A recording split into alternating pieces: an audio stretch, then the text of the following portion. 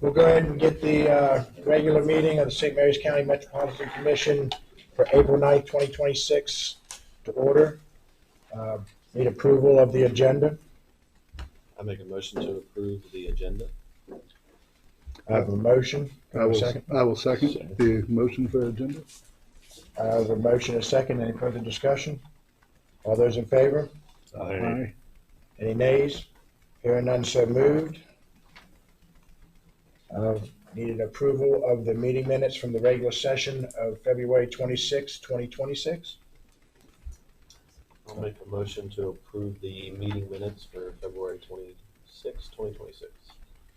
I have a motion, Second that motion. and I have a second. Any further discussion? All those in favor? Aye. Anybody else? Any, Eyes down there. Everybody ayes. any nays? Hearing none, so moved. Did everybody get a chance to look at the consent agenda? Yes. Need a motion?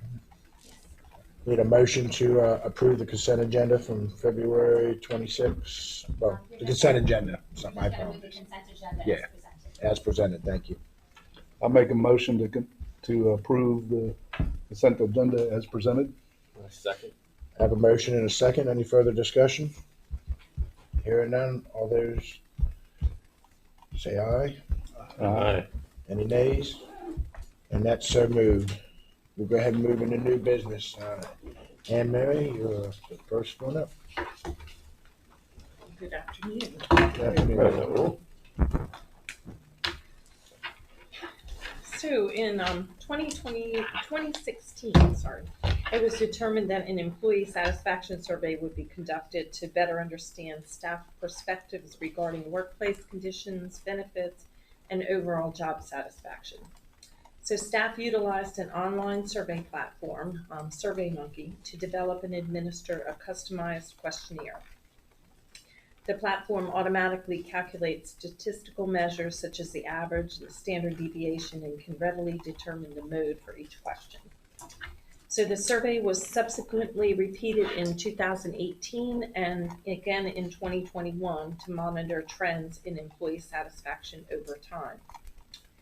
As several years had passed since the last survey, it was determined that another survey should be conducted in 2025.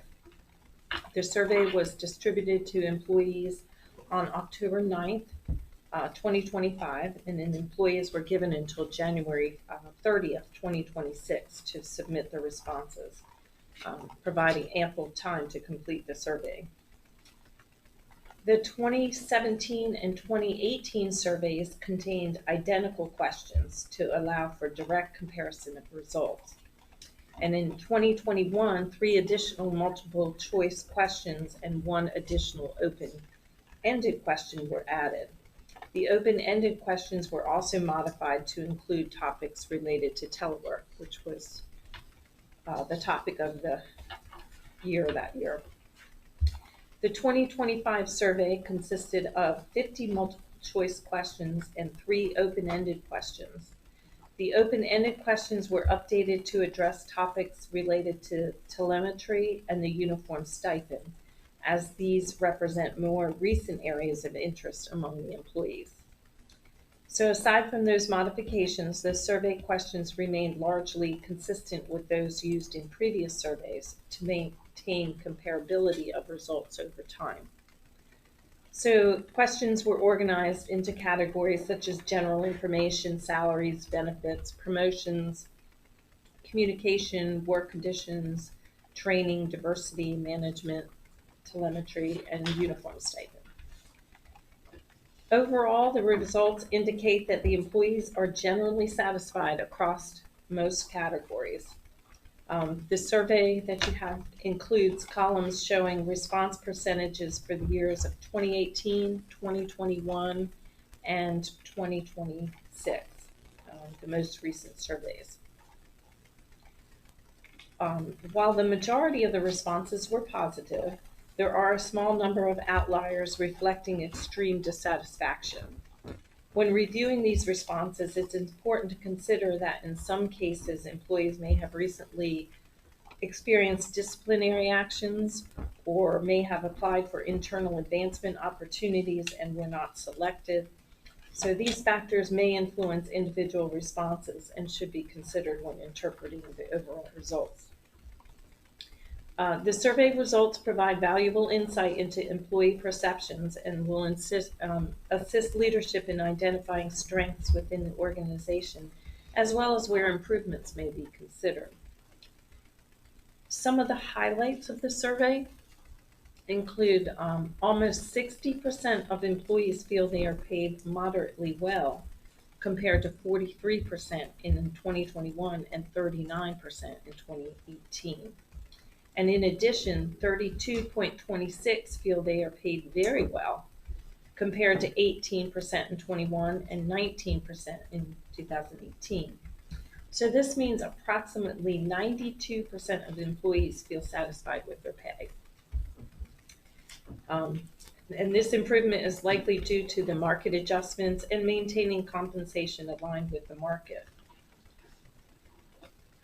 81% of employees feel that the board supports the work of the commission, compared to 20% in 2018 and 70% in 2021. 80% of the employees feel the board supports employees, compared to 16% in 2018 and 69% in 2021. So you guys are doing a pretty good job. 78% of employees report they are comfortable sharing their opinions, compared to 42% in 2018 and 64% in 2021. 62.9% of employees feel they have adequate opportunities for professional growth. Again, that's compared to 47% in 18 and 50% in 21. 100% of the employees feel their job is meaningful. 66% of employees were satisfied with the results of the market study, while 27.42% did neither agreed or disagreed. So that leaves only 6% that were dissatisfied. 90% of employees feel their workplace is safe, while 6.45 neither agreed nor disagreed. 95% of employees report they are satisfied with their job. 92% feel their supervisor handles issues raised by employees well. 94% feel their supervisor is approachable. 86% of employees respect the organization's senior leaders, compared to 63% in 18 and 76% in 21, with 5% neither agreeing or disagreeing. 85% of employees feel they receive opportunities for training to perform their job well. And then only 20% of employees are comfortable with the fleet telemetry program. 50% are indifferent and 29% are not comfortable with the program. So in addition to significant concerns regarding privacy, there were comments noted that they believe it's an important safety and risk management tool. They don't like it, but it makes you think twice about your driving. They feel the program was rolled out well, and they're paying more attention to how they drive. And then one comment was there shouldn't be any expectation of privacy while driving a company government-owned vehicle. So overall, it was a really positive survey. What were the outliers? There were a few that felt, let me find, that they didn't get training. Let me see, that there wasn't opportunity for advancement, that they couldn't talk to supervisors. You know, there's a few. If you go through, I'm reading comments now. yeah, Yeah. some of the comments, but very, very few. How many people did the survey? 64, 62? I think there was 67%, is it? Almost 70. Almost 70%. We'd like to get 75% or more, but. Why, 70 is pretty why good. was there a disparity between the 18 numbers and the 21 numbers? The board before, it was terrible. Rick said that. They didn't get through. They didn't have a good board like they've got now. It was a very, very, it was a different time, different board. There was a lot of turmoil during that time. When did Chris start? Contentious. And when did George start? Yeah. It's gotten better since I started. Quick question about the telemetry program. Refresh my memory, that does have cameras that face out as well, correct? So to me, that's beneficial. I mean, I think we just tore up some pretty good equipment here in the last couple of weeks over on Hermanville Road. So hopefully that'll show that that wasn't off. I think issue? the biggest concern is the cameras that face in. Well, yeah. And You're not going to please them all. Right. And the cameras that face in, they do a couple of things. They have some AI features. They recognize when you're not wearing your seatbelt and things like that. There's a perception that we're watching the individual 24/7. It's not the case. We have the ability to download the videos if we need to, but the major benefit of the cab-facing cameras is to recognize and have them self-correct. Right. One of the things I think is going to be added, and Ed can correct me if I'm not wrong, is speeding. We wanted that to be an in-cab warning. It's not. It is currently. It used to be a notification that went to the managers, and the managers would have to follow and we have to see where they were located. I think that's going to help change the perception because we're constantly calling and aggravating them about speeding. Now, hopefully, that could be a self-correction if it's done in the cab. But if, say someone does it 5 times, you're gonna be able to find that out? Absolutely. Okay. And I think it's the first year of it too, you know, it's. The Learning. way it happened at It's comfortable. Smithco too, when we went over to it, everybody hated it, but the more that you use it and not use it for just disciplinary actions and for insurance purposes, the guys realized that it was beneficial. One of the hardest things that we did was with our risk manager because she's very interested in the every single day issues. She wants to put a stop. We love that about her, but at the same time, what her primary focus is now on is finding those trends through the month and readjusting her safety and training programs based on what we see as repetitive activities. And then the managers will be responsible for the individuals when they see repetition, you know, on a weekly basis or on a bi-weekly basis. So I think we have it set up pretty well.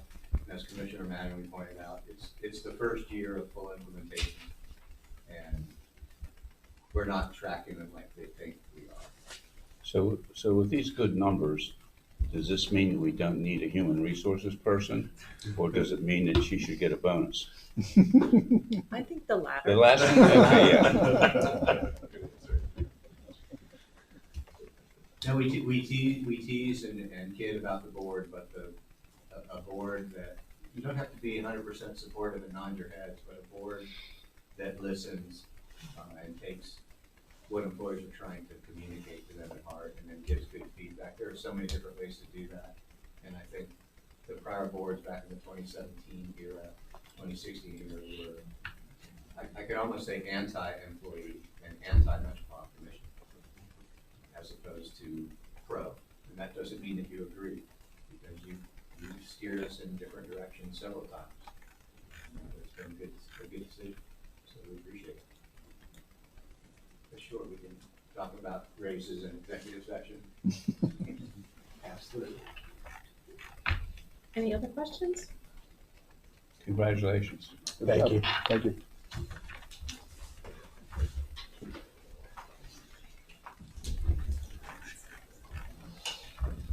Number 2 is Mr. Sean. How are you? Welcome, sir. Well, good afternoon, Commissioners. Good to see y'all as always. And you as well. Today I bring to you a water use billing adjustment request from the daughter of a deceased property owner located on Peg Road in Lexington Park. MedCom's billing staff determined that the property did meet the criteria for a qualifying leak. However, the request for relief was submitted beyond the required 90-day notification period of when the customer was initially notified for the excessive water use. The excessive water usage was during the months of February and March of 2024. The customer contacted a plumber when she returned. So basically, the actual customer is deceased. The daughter was out of the country, and when she returned and noticed, the letters and the water issue after we had made several attempts to contact her, that's when she immediately contacted a plumber to inspect the leakage, and then notified him and found out that it was an actual faulty toilet, a leaking toilet in the master bathroom.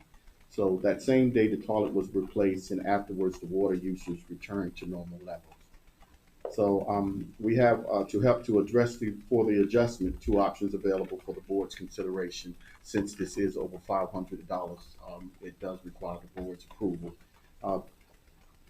Option number one, to provide no relief adjustment at this time and leave the account as billed by the staff for April and May, which are the billing months for 2024, and offer the customer a reasonable payment arrangement if necessary. Or two, pay the full amount of water usage, but no higher than tier 2, resulting in usage charges of $487.78 reduction in March, $536.16 in April as a reduction, resulting in a total bill of $606.85 for April and $665.23 for May, totaling the adjustment altogether of $885.98. The recommended action on the staff is we recommend that the board approve option 2, reducing the usage charges for April 2024 bill by $415.07 and $470.91 for the May bill, for a total reduction of $885.98. I'm happy to answer any questions that you may have. If not, we have a motion for your package for consideration. What is the standard usage rate for those comparable times? For those times in 2024, In other words, right now, we've gotten it down to what, 600? well, yes, sir. Yes, sir. What would another comparable month be compared to the 600? I'll have to check to find out exactly what that is, but in the package. Ballpark. I'm sorry. Ballpark, I would say roughly about $350. how much? $350. 150? $350, yes, sir. So what we're gonna require is still almost double what would normally be. Yes, sir. Yes, sir. From the letters that she reached out to us, her mother had dementia, and she was out of the country. And when this initially started happening, we sent out letters, and we also had one of the meter technicians to go out and knock on the door. I stated in the letter that her mother, she didn't answer the door because she didn't know who it was. Her sight was going bad, and unfortunately, when she passed away, the daughter came back from Norway, and then the bill at that time was well over $1,000. Is there any reason why we can't go back closer to what a normal month would be? Yes, sir. I can find that. Yes, sir. In other words, there seem to be a lot of reasons, both medical Yes, sir. with the actual customer, Yes, sir. and then the daughter whose states are not easy to deal with, both emotionally and mechanically and financially. Yes, sir. So you have all those factors that, just a thought. Yes, sir. Yes, sir. So I'll get that information. Are you referring to the usage charge at that time or the volume of water? Whatever a normal charge would be. Yeah, I think he's asking what would have been what was her standard normal bill per month before she had the overage charge? What would the bill been in February of that So year? what I would- January. What I would proffer to you is, this is how we used to handle sewage leak adjustments many years ago, where there wasn't a standard practice. We looked at their prior use. What we ended up coming to were recommendations, because regardless of what the normal use was, the water was used. The water was treated. There's a cost associated with that to the Metropolitan Commission. So the way we approach this is, you can't waive the use, but you can waive the charge. So how we address it is, we typically charge at a lower tier. So we can look at that, but I would proffer that we have two different suggestions. One, we either go to tier 2 or we go to tier 1, but we don't look at what the normal usage was, because the usage is what it is. That's the most fair and equitable way that we've found to address it, whether it's commercial or residential property, because it's simple to explain. It's a cost to us. It was used. We're sorry that it took so long. The duration was so long, but here's what we can do for you. And it's not like the duration was on our side anyway, so. It was not. It's a It was bad not. situation on their side. So I just offer down one more tier versus going back and looking at prior past usage as a secondary option. And would it have been different if it had been within the 90 days? Probably not. I just, again, kind of the whole thing is really don't want to penalize them. The fact that, given the circumstances and that type of stuff, Right. just from a time frame perspective, so. That's why we're excited about this AMI project. The sooner we can notify people of their excessive or overage use, the better. Now we're a month behind, just because of the way the meters are read. So, But in this case, it wouldn't have solved anything. And is there, not this particular topic, but is there something we should also look at is do we need to evaluate a different process? we can. Easier said than done. I understand that. We can. The proposal that we have before you is the process that has worked best since 2018. Right. When we changed it, it used to be extremely arbitrary. We had, I meant more so in terms of finding out the Finding fact the that leak. there's somebody that is not able to get a hold of yeah, that's, from that perspective. That's what I meant by that. Secondary contact, I was thinking, Yeah. yes. that's the only thing. Seems like it was extenuating circumstances, spit it out. First of all, she had reduced capacity to respond. And in addition, it sounds like the secondary was out of town. So the good thing is that we have the opportunity to not call it black and white, yes, no, that we are at least discussing it and we'll come up with a reasonable That was me. explanation and hopefully an answer that's good to everybody. Yeah, I think with the option that you got, I think it's fair. We're already doing it outside the 90-day window as it is because of the circumstances that's going on. But you're absolutely correct. We paid to treat the water. The water got used, whether it was used properly or not. So we can't bear the sole responsibility of something that happens within their house but it's definitely something we could look into, though, is when people fill out something, maybe that's something that needs to be on the forms, is we need a secondary contact in case we can't get a hold of the first one. Might have been able to get a hold of the daughter in Norway and say, hey, this month showed an extensive amount, and then maybe she could have made some phone calls to family around here or somebody to check that out a little sooner. But that's something for the future, for sure. I guess we need to deal with what we got here. Well, and we weren't the only bills also. So I'm sure this is much more far reaching than just our bill. Right. Yeah, absolutely. And she also noted in here, this was during the time of COVID as well. So Of course. that prevented her traveling back and forth in and out of the United States. Yeah, I don't think there's a problem with us waiving the 90 days or giving them some kind of a relief, at least not in my eyes. It's up to the board as a whole, of course, but, I think sticking with the tier process that we have in place, it makes it fair across the board for anybody and everybody that comes in. If we start adjusting because of our feelings for one person as opposed to the other, that's not fair to the other individuals. So I think we need to Yeah. stick with I agree with that. what's in the process. So, there is a motion. If somebody would like to entertain the motion. Unless there's any further discussion. Sorry, Joe.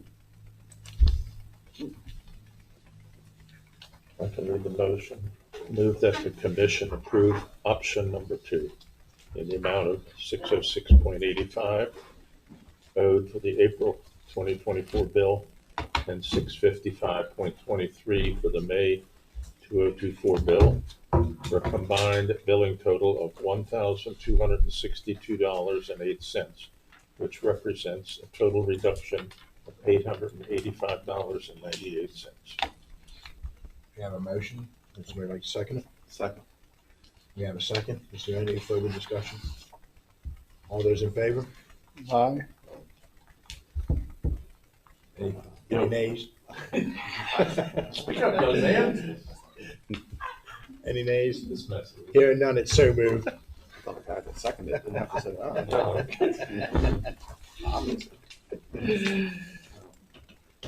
Thank you, Commissioners. Thank you. And Just want to hear your voice. Good I afternoon got it. again, Commissioners. Hello. To the next. As a follow-up to your December 11, 2025 approval to submit the loan application to the Commission of St. Mary's County, which they've approved on January 13, 2026. The applications were submitted to the DHCD on January 28, 2026. Since that time, Metcom has advertised and held the required public hearing on February 17, 2026. There was no attendance at that meeting, in person or in call-in, and no comments received during the 10-day open public comment period.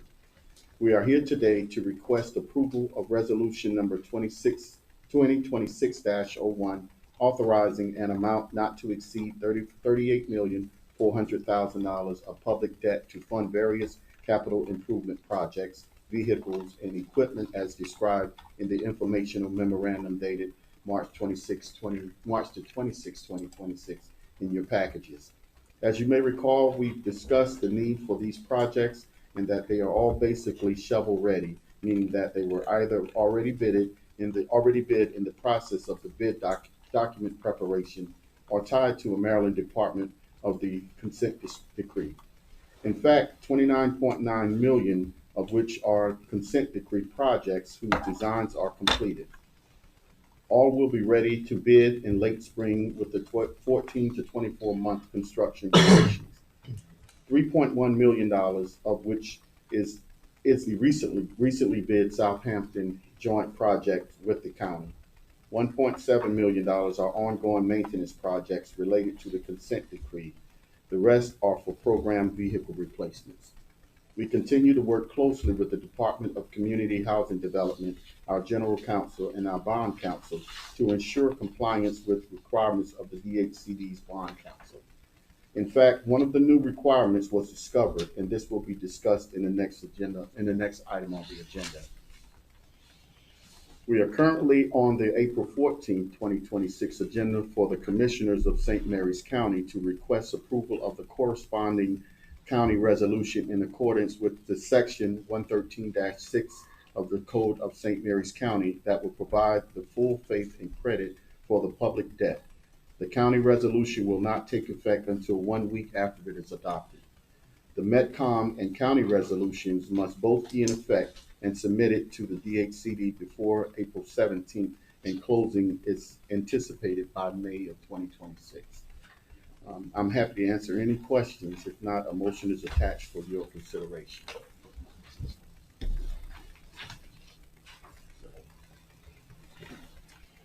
I can make one kind of correction to that. Actually, the county's resolution, when it is adopted, will go into effect. There's not going to be a 1, 2, 3 on that. That's just because of the timing aspect.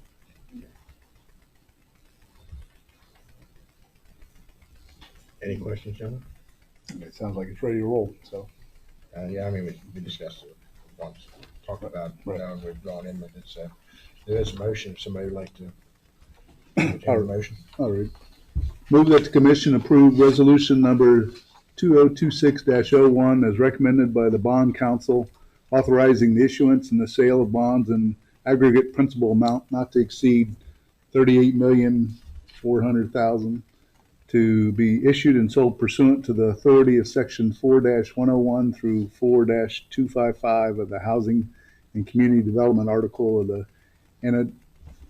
Annotated Code of Maryland as amended. Further move that the staff be authorized and directed to submit and present resolution number 2026-01 to the commissioners of St. Mary's County for their subsequent resolution providing guarantee of the full faith and credit of St. Mary's County, Maryland, a political subdivision of the state of Maryland. Second. Got a motion and a second. Any discussion? All those in favor? Any nays? Hearing none, it's so moved. Gentlemen, I will be passing this resolution around the And completion of signature. this meeting to get your signatures. Yes, ma'am. Thank you, Commissioner. All righty. I believe you're still up. Still up? Yes, sir. So we're here to request approval of resolution number 2026-02 to adopt the tax exempt obligations issuance compliance procedures to ensure post-issuance compliance with the requirements of the Internal Revenue Code of 1986 as amended. A copy of the proposed resolution number 2026-02 and the recently approved standard procedures and policies, FIN 2601, are included in your package. This came about as a result of a new question on the tax questionnaire form submitted for the recent DHCD loan applications. It was brought to our attention that this is a requirement for the 2026 Series A1 and 2026 Series A2 infrastructure bonds. Our attorney and bond counsel drafted these procedures to ensure that all non-qualified bonds of an issue of tax exempt bonds are remediated pursuant to the code and to detail post-issuance compliance for private business use and arbitrage rebate. In other words, Metcom is a tax exempt entity, and this outlines the filings and disclosures, the trainings, and the procedures that we must follow to remain tax exempt.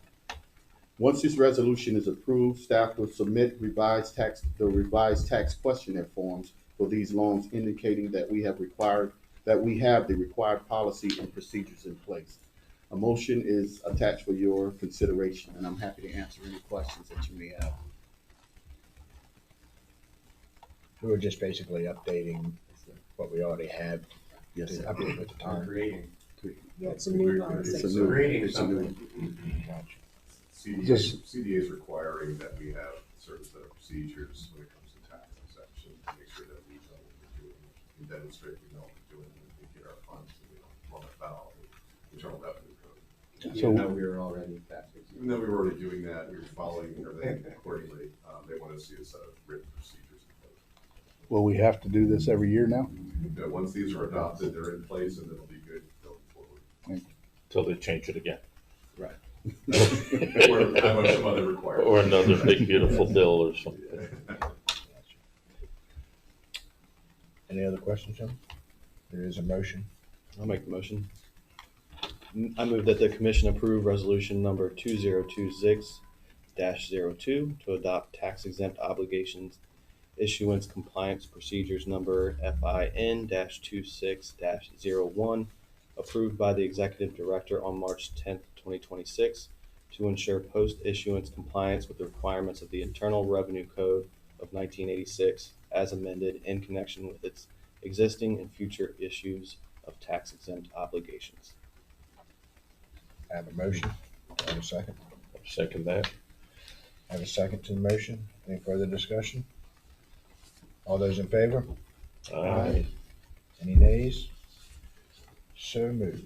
Okay, that's impossible. Thank you. Thank you, Guy. Ed, you up? Okay, looking for money. Want more money? Looking for money. Good afternoon, Commissioners. Afternoon, Ed. For your consideration this afternoon, I have two items, the first of which is the contract for purchase of sulfur dioxide.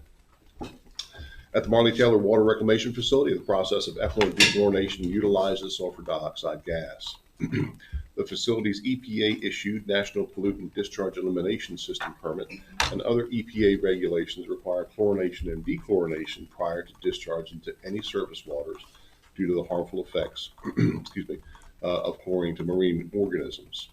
Dechlorination is a process of removing residual chlorine from the disinfected wastewater prior to discharge into the environment. And sulfur dioxide is one of the most commonly used chemicals for dechlorination. The product is delivered in 150-pound cylinders to the Marley Taylor facility. The invitation to bid was advertised January 29th, 2026, with 3 addenda issued.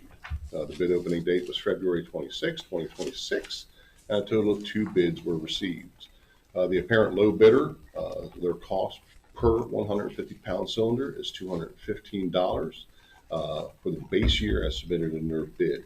The current cost per cylinder is about $207.90, so we're looking at about a net increase of about 3.4% for this new contract period. Therefore, staff is requesting board approval for contract number 26-09-F to purchase 150-pound sulfur dioxide gas cylinders from the responsive and responsible bidder, JCI Jones Chemicals Incorporated. And with that, I will take any questions. So $40 difference? It's a $7 increase, so it's a 3.4% increase. I meant between the two bidders. Excuse me. Between the two bidders, there's only $40? Yeah. So. Seen something on the news today about, is it chlorine that's getting hard to get because of the war or something, and they were cutting back what they use up in DC, what they put in the water for the wastewater. Chemicals in general are pretty hard to get because there's a lot of environmental regulations. I think over the years, a lot of the chemical production has actually moved overseas. So that's one of the reasons why I think some of the costs have increased as substantially as they have over the last 5-10 years or so. So we put chlorine in the water, provide it to our customers. As it comes back out, we then pay money to dechlorinate it. So the overall process is we do add chlorine to the drinking water side. It's at a much lower concentration. At the wastewater treatment facilities, we add chlorine to kill any bad bacteria that are in the water. Prior to discharging it out into the bay, that's when we dechlorinate it with sulfur dioxide. Okay, so it's mostly on the wastewater side then. Sulfur dioxide is, in this combination. particular case, it's only used in the wastewater at Raleigh Taylor. Gotcha, thank you. So we had used Univar the years before. Do we know anything about Jones, or is it? We've used JCI Jones before for chlorine. Last year, or last contract period, I think we had 2 different suppliers for chlorine and sulfur dioxide. I think one of the reasons why JCI Jones's cost was cheaper is they already have the chlorine contract, so they're thinking that it's going to be more beneficial for them when they deliver both. So I think that's where the majority of that cost difference comes into play. Do they have any qualifiers about fuel surcharges? No, the contract specifies that this cost is a delivered 150 pounds, so it's that cost includes delivery, fuel surcharges, and everything else. Okay. Very good. Any other questions, Joe? There is a motion. Make a motion. Move that the commission accept and award the sulfur dioxide contract number 26-09-F to JCI Jones Chemicals Incorporated of Milford, Virginia, at the unit price submitted in their bid dated February 17, 2026. Further move to authorize and direct staff to sign all documentation relating to this contract award, including but not limited to all approved amendments. Have a motion, do I have a second? I'll second that motion. Have a motion and a second. Any further discussion? All those in favor? Aye. Any nays? So moved. Thank you, Commissioners. The next item up is a sole source authorization for pump and electric motor repairs and rebuilding services. Staff is requesting board authorization to designate Wanger's Electric Motor Service as a sole source supplier for pump repair and rebuilding services, which is to include grinder pumps due to their physical location and pricing. The grinder pump replacement project replaces aged, worn, and otherwise problematic sewer grinder pump systems to improve reliability, reduce maintenance costs, and reduce sanitary sewer overflow incidents. The typical cost of rebuilding a grinder pump is about $500 to $800 compared to the cost of a new replacement pump at about $1,800 to $4,000. Now that cost is definitely quantity dependent. So rebuilding a grinder pump is financially sound as we can restore the unit to operating parameters for less than the cost of a new unit. Staff has explored other vendors. However, there are no local options within about a 100-mile range who are capable of performing this work. Due to the increased cost due to the increased rate of the grinder pump replacement project, the estimated work is expected to be in excess of $50,000. Our procurement policy requires staff to obtain board approval for sole source authorization. Again, this is not a contract award. This is a request for board approval for a sole source award for Wanger's Electric Motor Service. And with that, I will take any questions. I'll just make a comment. I'm very familiar with Wanger's, and they've done a lot of stuff for me, both in my business as well as with the fire department, alternators and generators. And there is, they are awesome. They do yeah, awesome. there is no other local vendor. Yeah, I know it. Local vendor up near Baltimore. I think Charles County had the same issue.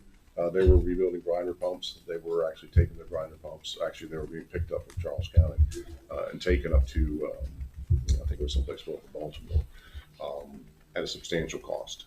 It was significant enough where they stopped the rebuilding and they started buying new. So the reason for the sole source is because they're the only ones that are locally available. They are the only ones who are locally available. We have discussed a possible contract, but since they are Mennonite, they will not enter into any legal agreements. So there's that as well. And we've been using them for probably upwards of 20 plus years. We're very satisfied with them. The turnaround time is very, very quick. Not only do they rebuild grinder pumps, but they also rebuild any other pumps that we have. They rebuild electric motors. They do a lot of machining if it's required. And we've certainly have had no issues with Wanger's. Back in the day, in my younger days, I worked for this organization called NASA, and we worked on scientific experiments, and we would be targeted with a specific experiment with a specific university or vendor. And when I wanted to do that, I would have to write a piece of paper called a sole source justification. And that was kind of a CYA document that the legal department had to approve in order to do that. Would it be a good idea, I'm asking legal also, should we have something at least in the memo that the reason it's sole source is because they're the only ones available? It is covered in the memo. It is in the memo. It's in- And we do use sole source justification forms, and we make staff fill those out to justify why it's being Yeah. sole source. Just don't want some rogue person coming in and saying we didn't Absolutely. consider it. Absolutely. And we do have a sole source policy that's the fiscal department. Yeah. Any other questions, John? There's a motion. I'll make that motion. Move that the commission approve the procurement of pump repairs and rebuilding services in excess of $50,000 with Wanger's as a sole source supplier. Further move to authorize and direct staff to sign all documents relating to this designation, including but not limited to all approved purchase orders. I have a motion. Do I have a second? You have a second. I have a second. Any further discussion? All those in favor? Uh, Any nays? So moved, sir. Thank you, Commissioners. Good, thank you. Yeah, luckily they were a good supplier. There you go. Good people. Don't go cussing at me then. Don't got no words. Yeah. All made out. I still, Quick exit still store. want to do a study how they got into working on electric motors. Look at us over here just doing all this. Say no one time. Say no one time. Yeah, nobody will open their mouth on the other end of the table. Yeah, maybe we ought to move the chairs further that way. Afternoon, gentlemen. Yeah. Afternoon again. Good afternoon. I'll probably do most of the talking on this one. Our public hearing presentation is scheduled for 4/14, 2026 at 6 p.m. in this meeting room. It covers both the operating and capital budgets for FY27. There are 51 slides in this presentation. We don't plan to go through those one by one today. I realize this is probably extremely disappointing to all of you. Yes, absolutely. But with your concurrence, I'd like to still provide a brief overview, and the intent here is not to gloss over any details. The primary reason is because almost every single slide you've seen in some form or another since we started the budget process in last October. So if you can keep up with my yammering and scroll, Glenn's going to try to keep up as well, but I'm going to try to do some descriptions in lumps, like slides 1 through 9 or this, slides 10 through 12 or that, and may stop maybe once in the next 5 minutes.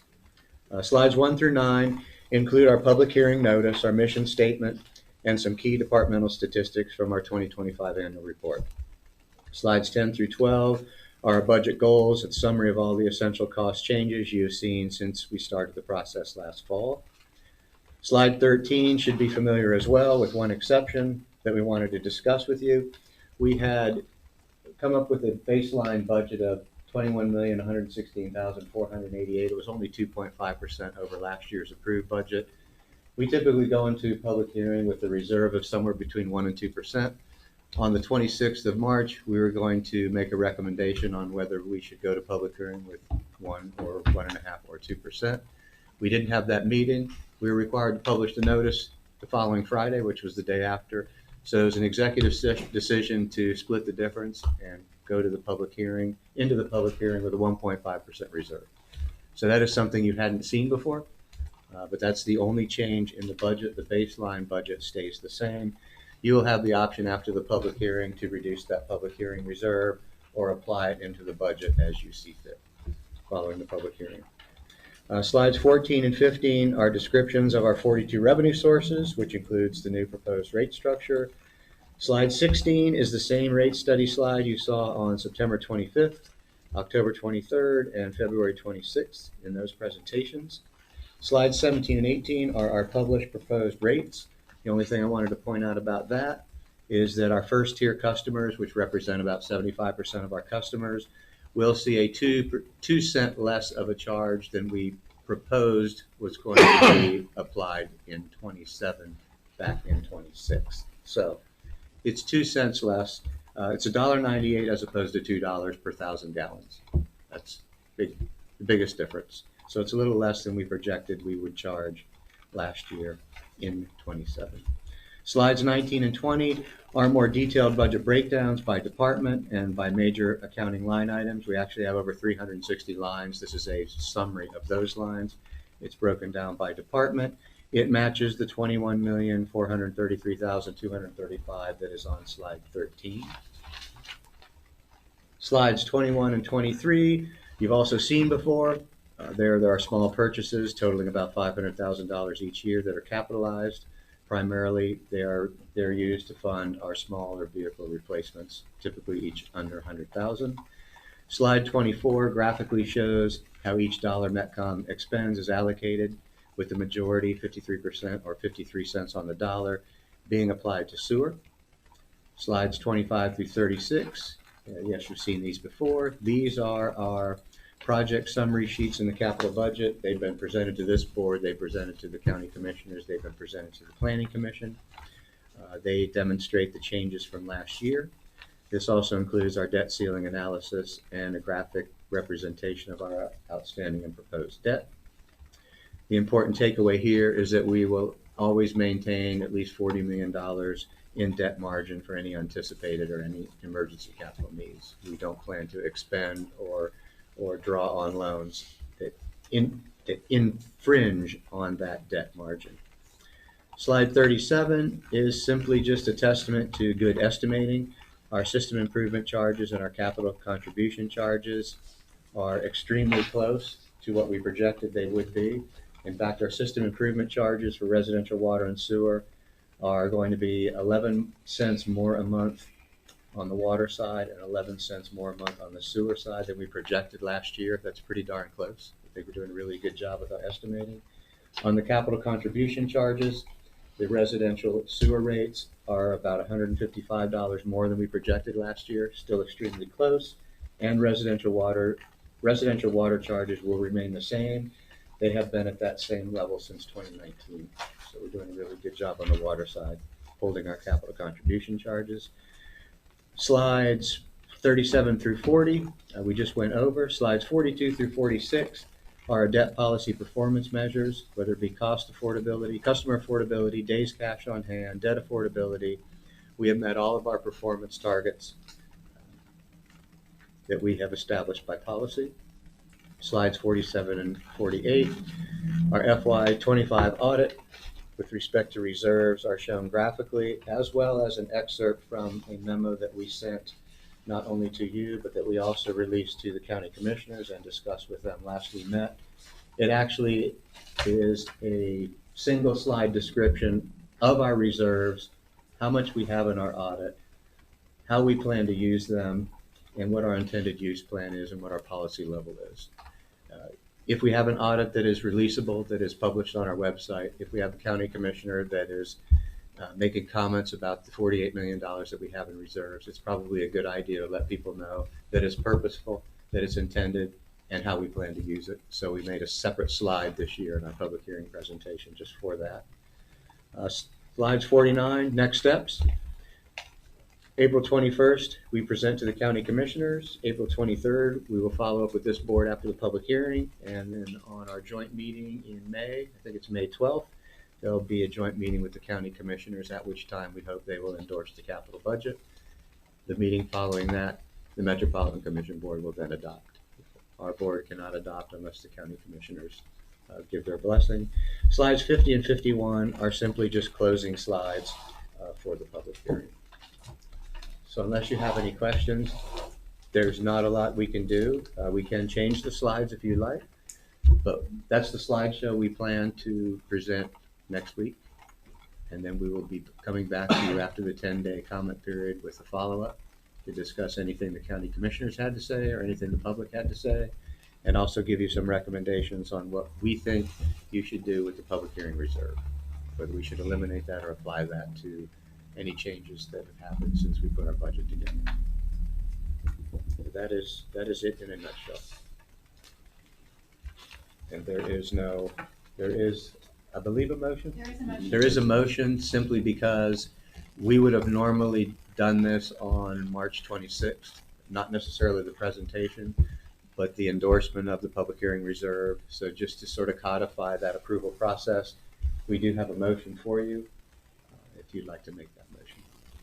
One quick question, the meeting with commissioners on the 12th of May, that's up at the Chesapeake Building, It I'm is. assuming? Yes, And sir. what time is that, sir? It should start at 9. 9 o'clock. Thank you. And we have another one with them next Tuesday, but that looks like it's not going And to that's start May till 12th, yeah, 11. yeah, okay. Do Oh, we I usually, got that do we on usually there. get any public comment? No. I think so. We offer a call-in line as well. We keep that open for 10 to 15 minutes in case someone chooses not to show up, but they do want to make comment. So we do that as well.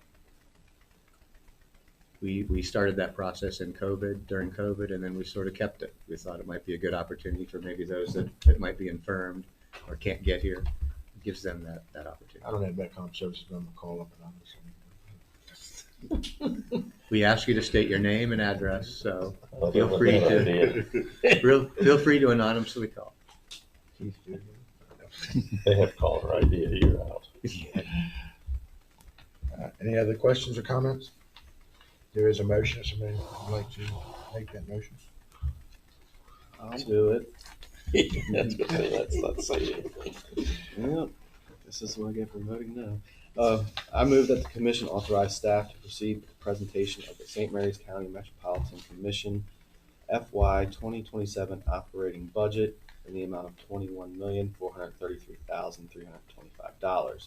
The related service rates and charges, the FY 2027 to FY 2032 capital improvement budget and plan, at the duly authorized public hearing to be held on April 14th, 2026, as required by section 113-27D of the Code of St. Mary's County, Maryland, being part of Article 19 of the Code of Public Local Laws of Maryland.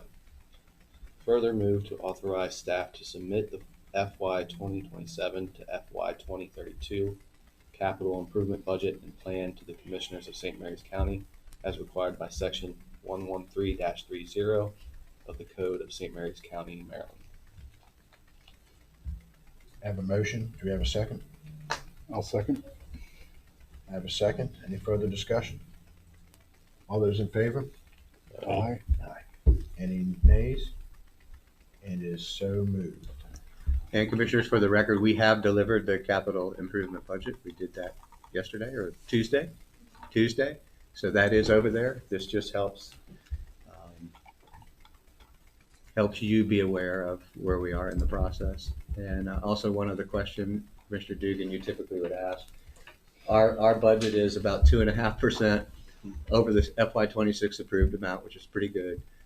County Commissioners' draft budget is 4.5% higher than their 26 budget. Ours with our reserve is 3.9. I just rounded it to 4%. So in line, not that we're in line with county government, but it seems like that percentage increase over last year is 4.5% is probably within a reasonable range. We're seeing that in Calvert and Charles and other jurisdictions as well. Thank you, gentlemen. Thank you. And thank you, crew and staff, for all the hard work to get that budget. Always. Always a task, I'm sure. Future agenda items, the next date, tentative meeting date will be April 23rd, 2026. So I have a question. Do we need to have a meeting? Yeah, because we need to get your buy-in on a lot of these things. So it is an iterative process. Okay. We have to get through. And we- I just know it's just, I mean, I know we got the public hearing coming up, I which will is just 2 weeks say, off, so. we didn't add anything to this agenda from when we had to cancel the meeting 2 weeks ago. So all of our normal monthly things will It's still will be on apply. the next one. Yeah, this was your 3/26 agenda. Understood. Okay, very good. That's our punishment. Good try, though. That's because people said no. It was. That's what happens when people say no. We all have to pay. Commissioners' times? Anybody have anything? I do appreciate us, the fact that we couldn't get our whole quorum in terms of making this juggling act. And so I know that's harder on you all than us. So thank you all. Hey, life is what it is. Can't know that people are gonna get sick. Don't be Skinny looking over dipping here. in the creeks and back surgeries and everything else. So, hey, it's just what it is, and we make adjustments and make it happen. So, thank you all for being patient with that when it has to happen. Not a problem. We thank And you. again, I can't reiterate enough. I know this operating budget every year is a big task, and it takes a lot of hands-on to get it done, and well done as usual. I had one question too about the survey. I noticed communication was brought up a lot in the comments. Are we doing anything, or are we looking into this at all, or, 'cause, I mean, I noticed it was. We pretty- are, Okay. we are trying to. Okay. I know, it's tough. It's the same thing. We think a lot of it is more of the day-to-day. We have supervisor meetings once a month, which is supposed to get everyone up to speed. There's at least 30 to 35 people, and then we have managers meeting every week. So there is sufficient enough communication, whether or not and how that's disseminated after that. That's probably more the issue. Yeah. But that's why we restarted the supervisor meetings once a month to at least, we only have a 30-day window if something hasn't transmitted like it should. But I think it's just operational communication more than anything else. I think a lot of the comments were like my supervisor, and Yeah. it's Yeah. individual supervisors, leave this meeting and Yeah. pass on the information that happens. And we just graduated our first class, Supervisor Academy class, which we could talk to you about. Maybe we should bring that back to them at the next meeting, just a description of what we did. Very thorough, mandated process, all supervisors. There was a lot of discussion from experts that came here about communication. And I think that's been actually pretty We really impactful. upped the training, much to some of the supervisors. We're training again, but we just, like George said, we had the Supervisors Academy, which was 12 or 13 modules, which were an hour apiece. And just recently, we had a 2-day training, and we're getting ready to have another conflict management training. So And it was good communication. That was very, very good. that was a very good presentation on communication that they did in the screen. We should have had you guys come. Should have invited you. I communicate very Then they wouldn't have talked. No, it was, I'll throw one out. It was a simple exercise, fold the paper in half, tear off the right corner, put a hole in the middle. We all turned around. We couldn't face the instructor. We turned back around. He held his up. What are you all doing? Why doesn't it look like mine? It's just something that simple. Went a long way. And there was 2 days of that. And it was all focused on communication. And I think people picked up on it. This is what I wanted it to look like. Why doesn't it look that way? And we told them why. His communication was poor. So, great question. Great question. Anything else? I'll entertain a motion to go into executive session to discuss litigation and property acquisition. I'll make a motion to go into executive session to discuss litigation and property acquisition. I have a motion. Do I have a second? Second. I have a second. All those in favor? Aye. Any nays? Executive session it is. Thank you all.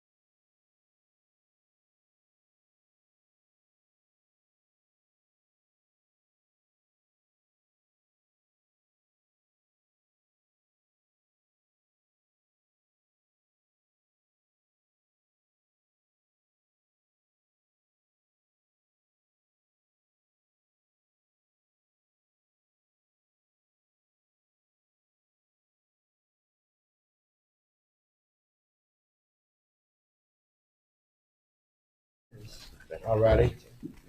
Coming out of executive session back into normal session.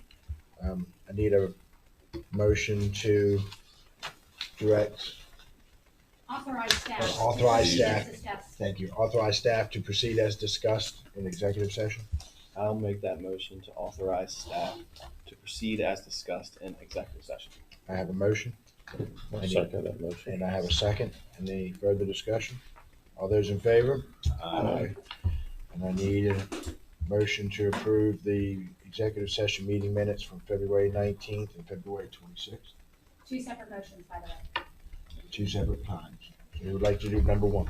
I'll make a motion to approve the meeting minutes of executive session of February 19th, 2026. I will second that I have a motion and a second. All those in favor? Aye. Any nays? So moved. And who would like to do number two? I'll make a motion to have approval of meeting minutes of executive session of February 26, 2026. I will second that one. I have a motion and a second for second motion. All those in favor? Aye. Any nays? So moved on that one as well. Any last minute or by the ways from anybody? Motion for adjournment?